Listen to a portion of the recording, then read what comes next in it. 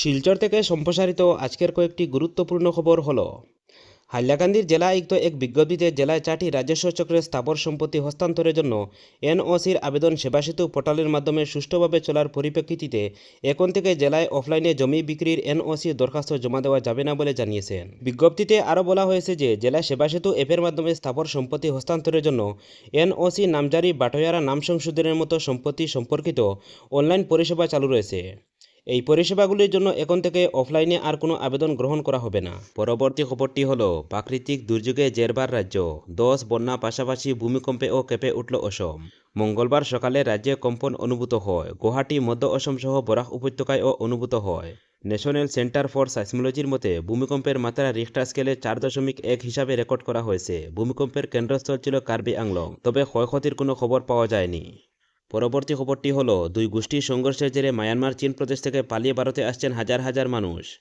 হিংসা থেকে বাঁচতে মিজোরামের চাম্পাই জেলায় আশ্রয় নিয়েছেন তারা। সোমবার মিজোরাম রাজ্য প্রশাসনের তরফে এই চাঞ্চল্যকর তথ্য জানানো হয়েছে। ক্রমশ এই আশ্রয় প্রার্থীর সংখ্যা বেড়েই চলেছে। মিজোরামের এক প্রশাসনিক আধিকারিক জানিয়েছেন, গত 2 জুলাই থেকে এ পর্যন্ত মিজোরামে প্রায় 4,000 মানুষ আশ্রয় নিয়েছেন। মিজোরামের স্বরাষ্ট্রমন্ত্রী কে সাবডাঙ্গা এই ঘটনা স্বীকার করে নিলেও তিনি আশ্রয় প্রার্থীর সংখ্যা নিয়ে দ্বিমত প্রকাশ করেছেন। তিনি জানিয়েছেন 4,000 নয়, সংখ্যাটি 3,000 হবে। পরিস্থিতির উপর নজর রাখছে মিজোরাম প্রশাসন। এ ব্যাপারে মিজোরামের স্বরাষ্ট্রমন্ত্রী একটি আন্তর্জাতিক সংবাদ সংস্থাকে বলেছেন, মানুষ এখানে আসছেন তাই মানবাধিকার খাতিরে আমরা তাদের পানি, জল, খাবার এবং আশ্রয় দিতে সাহায্য করছি, কিন্তু এই সংঘাতকে আমরা নিয়ন্ত্রণ করতে পারবো না। তবে মায়ানমার সরকার এই বিষয়ে মুখ খুলতে চাইছে না। প্রসঙ্গ, ভারত মায়ানমার আন্তর্জাতিক সীমান্তের একদিকে মিজোরাম রাজ্য আর অন্যদিকে রয়েছে মায়ানমারের উত্তর পশ্চিম দিকে চীন প্রদেশ। এই দুই প্রদেশের ক্ষমতা দখল নিয়ে দুই সহস্র গোষ্ঠীর মধ্যে সাম্প্রতিক লড়াই শুরু হয়েছে।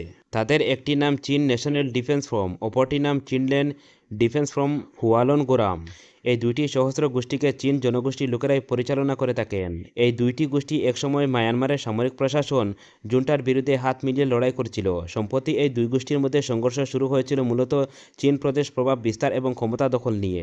এই সংঘর্ষের মাঝে পড়ে চীন প্রদেশ বহু মানুষ ভারতে প্রবেশ করতে শুরু করেছেন। গত 2 জুলাই থেকে এই প্রবণতা আরও বৃদ্ধি পেয়েছে। পরবর্তী খবরটি হলো লায়ন্স ক্লাব অফ শিলচর সেন্ট্রালের উদ্যোগে এবং শালগাঙ্গা বজ্রদিত সেবা সংস্থার ব্যবস্থাপনায় আগামী 9 জুলাই চণ্ডীগড় বাগান হাসপাতালে বিনামূল্যে চক্ষু পরীক্ষা শিবির অনুষ্ঠিত হবে।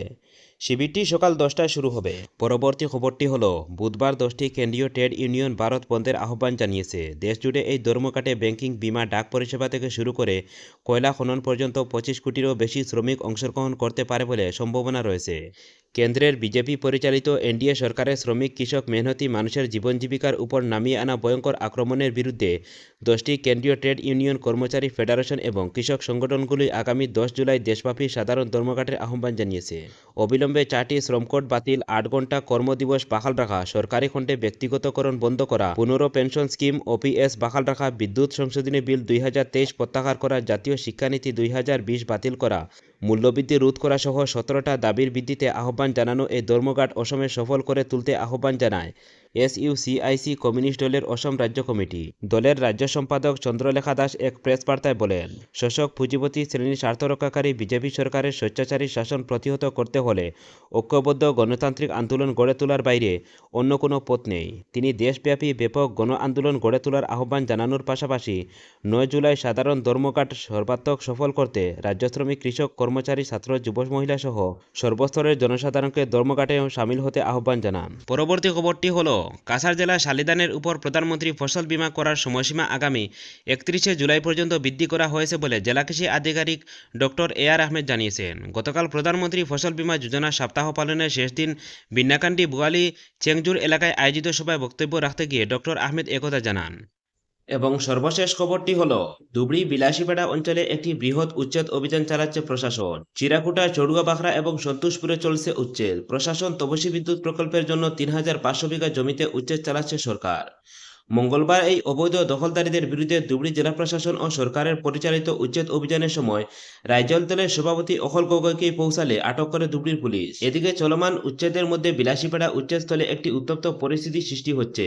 অবৈধ দখলদারীরা প্রশাসনের এক্সকেভেটরে হামলা করেছে। পাথর ও লাঠি নিয়ে অবৈধ দখলকারীরা প্রশাসনের এক্সকেভেটরে আক্রমণ করে। এই আক্রমণের ঘটনা চারুবাকরা অঞ্চলে ঘটে। পরিস্থিতি নিয়ন্ত্রণে রাখতে পুলিশ লাঠিচার্জ করে। শত শত মানুষ উচ্ছেদের বিরুদ্ধে প্রতিবাদে বেরিয়ে আসে। অন্যদিকে শিবসাগরের বিধায়ক অখিল গগৈ উচ্ছেদস্থলের দিকে যাচ্ছিলেন এবং পরবর্তীতে পুলিশ অখিল গগৈকে আটক করে